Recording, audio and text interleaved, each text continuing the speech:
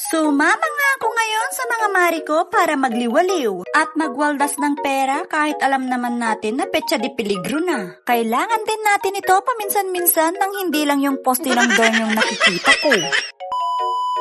For today's kinap nga ay deserve kong lumayas muna ng dorm nang hindi tayo maging buro. At kasama ko nga pala itong mga mari ko na si Marichu at saka si Marieta. Ako na nga rin ang nagbigay ng codename nila, baka kasi stock ng mari kong mangungutang, Cherise. Bale, ang pupuntahan nga pala namin ngayon ay Taichung. Fast forward na nga tayo mga mare, nakarating na nga kami dito sa Taichung para maglaro ng yaman-yamanan na kahit alam naman natin na wala tayo nun.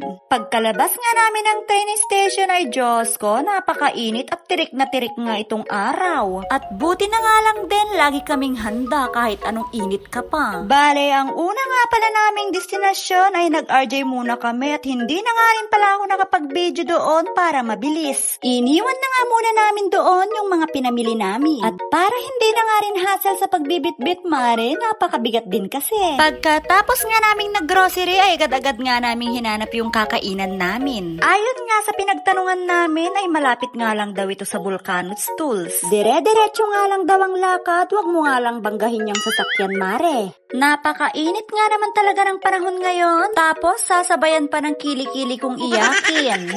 Sa totoo nga niyan mare, wala naman itong amoy, iyakin nga lang.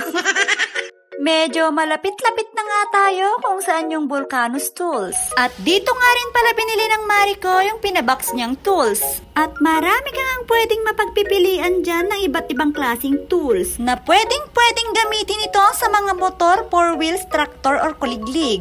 Balik na nga tayo doon sa topic nating kakainan natin. Nakita na nga namin itong 7-Eleven, ibig sabihin malapit na tayo kung saan tayo kakain. At bago ka nga tumawid, tignan mo muna kung naka-go na, wag kang syunga, baka iba yung mapuntahan mo. Mare, mabilis nga lang talaga siya puntahan, basta dire-diretso lang kayo hanggang marating nyo yung 7-Eleven. At sa wakas, nakita na nga namin itong kakainan namin na ang pangalan nga pala neto ay Hideout. May nakalagay nga rin pala dyang this way, kaya sundan nyo lang ako. Nang hindi kayo mawalat, baka iba pa yung mapuntahan nyo. Nung nahanap na nga namin, ay agad-agad na nga kaming pumasok at nag-order. Papakita ko na nga muna sa inyo kung gaano kaganda dito sa loob niya, napaka-aesthetic. Tapos may pa-Christmas tree pa nga sila dito. Ito nga pala yung mga menu nila na kahit mainit ang panahon, magpa-Paris tayo. Ang gusto nga pala sana naming itry yung Paris Go to Heaven. Pero sad to say mare, hindi pa nga raw available kaya nag-regular Paris na lang tayo. Ginujoke ko pa nga itong si ating nagtitinda na sabi ko ang gusto ko ay itong Paris Go to at wala ngang heaven. O mare, nakamanuak nga subon mangantayo pa. Sulit na sulit pa rin ang regular Paris nila. Sa sabaw pa lang, ulam na talaga. Yan pa nga lang yung unang kain ko ngayong araw na ito, pero itong sikmura ko parang sasabog na. Mare, nasobrahan ata ako sa kakahigop ng sabaw. Ang sarap ba naman kasi? At maya-maya nga, tumating na nga itong order naming halo-halo. Ang aesthetic naman yung lagayan ng halo-halo nila dito. Nakalagay pa talaga sa bao ng niyog. Bago ko nga pala kainin itong halo-halo ko, tinanggal ko na nga muna itong pinipig na nakaibabaw. Mare, hindi naman sa nag-iinarte kahit wala akong ganda. Ewan ko ba kung bakit sa tuwing kumakain ako ng may pinipig, kinikilabutan ako. At nangingilo yung aesthetic kong pustiso kahit wala namang feelings, Cherise.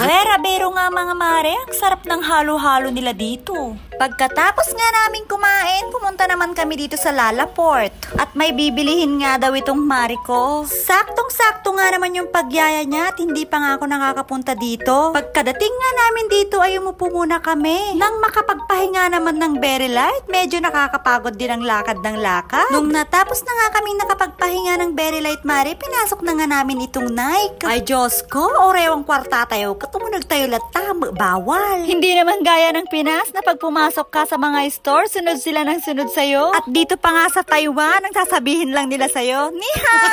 Meron nga pala itong dalawang building, connected siya gamit itong Instagrammable bridge. At napakaganda nga nitong cherry blossom LED nila at pabago-bago nga rin ito ng design from time to time. Pagkatapos nga naming naglakad, nandito naman tayo ngayon sa store ng Adidas. At nagtry na nga itong mari ko at bibilihan nga daw niya yung kapatid niya. Pinasuot nga din niya sa akin ito at same nga lang daw kami ng size ng kapatid niya. At habang sinusukat ko nga ito, nakatanim sa utak ko na wala akong kwarta. At maya-maya nga tinawag na nga namin si ate.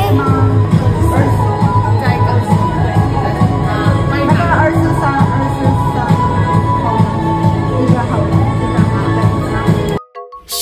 Mare? Bakit ba ako yung nakikipag-usap? Hindi naman ako yung bibili. At alam mo namang hirap nating intindihin yung mga salita nila. Di bali na lang hindi natin minsan maintindihan yung mga sinasabi. Basta mahalaga nga, Mare, marunong tayong magsinyas na lumipad na ang pera ng Mare nyo. Pagkatapos nga naming pumunta ng Lalaport, ay nandito naman kami ngayon sa ABC Mart ng Taruco Mall. At para mabilhan ko nga din ng sandals yung pinakamamahal kong mother. Ay na, nagragsak maninang ko to yun. Pagkatapos nga naming nag-ABC Mart at parang nakaramdam na nga kami ng pag-uhaw. Kaya bumili na nga kami ng maiinom. Syempre, mag-ESB tayo. Ala ka, dito na lang Taiwan nakaramanti Starbucks. Tawan pa'y matigatang ko, idi. Pero kung ako nga yung tatanungin, Mari, mas gusto ko pa rin yung buko juice sa palengke na tagli 5 piso. Nakasakay na nga kami ng train at pauwi na nga ang mga Mari nyo. Pagkalipas nga ng kulang 2 oras, ay nandito na nga tayo kung saan tayo naging alipin ng salapi. Cheers! Hanggang dito na lang. Bye!